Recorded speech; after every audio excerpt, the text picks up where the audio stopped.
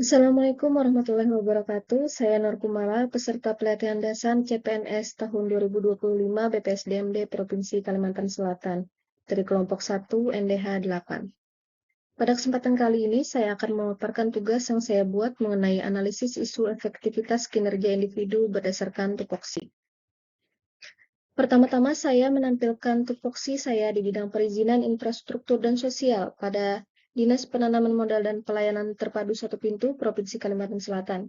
Berdasarkan Peraturan Gubernur Kalsel Nomor 43 Tahun 2022, yaitu mengordinasikan, membina, dan mengendalikan pelayanan administrasi perizinan dan non-perizinan di bidang perizinan infrastruktur dan sosial, meliputi urusan perhubungan, pekerjaan umum, dan penataan ruang, pertanahan, pendidikan, kesehatan, tenaga kerja, sosial, kearsipan, dan penelitian.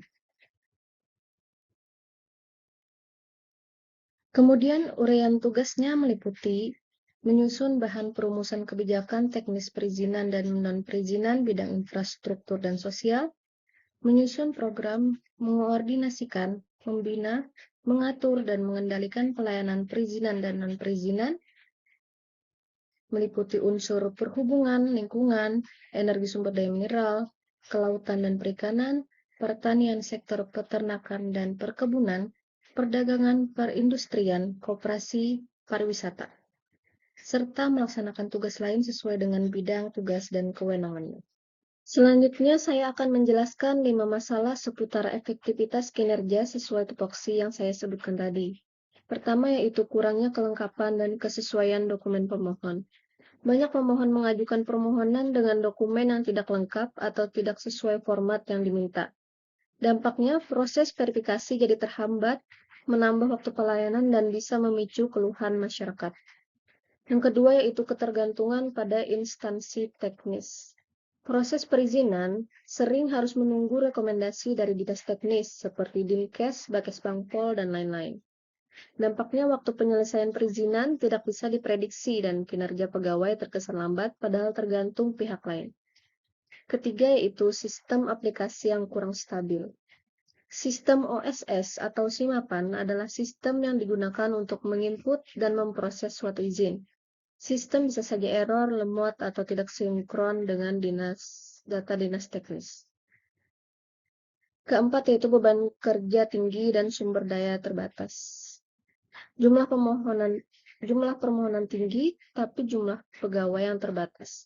Dampaknya bisa saja menyebabkan kelelahan, kesalahan administrasi, dan pelayanan yang tidak maksimal. Kelima yaitu kurangnya pemahaman pemohon terhadap prosedur perizinan. Banyak masyarakat atau pelaku usaha yang belum paham mengenai alur dan persyaratan perizinan. Dampaknya petugas harus mengulang-ulang penjelasan, memperlambat pelayanan inti, dan meningkatkan resiko salah tafsir informasi.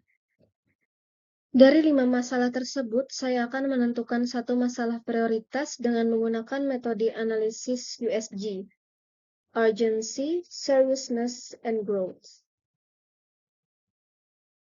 Urgency menggambarkan seberapa mendesak isu tersebut untuk segera ditangani. Contohnya, jika masalahnya membuat pelayanan publik terganggu, berarti tingkat urgensinya tinggi.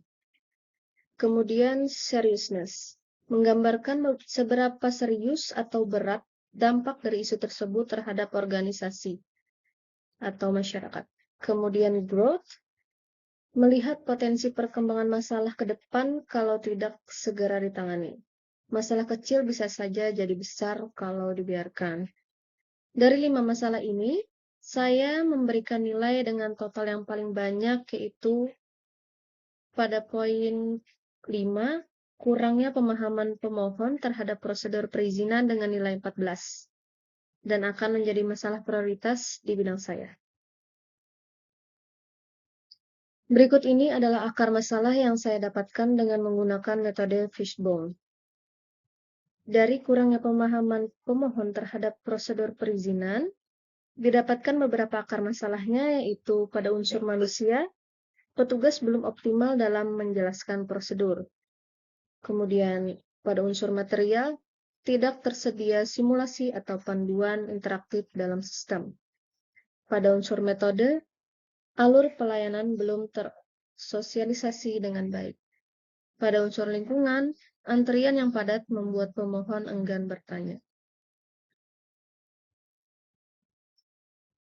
Selanjutnya itu analisis isu menggunakan SWOT analisis. Yang pertama, strength atau kekuatan.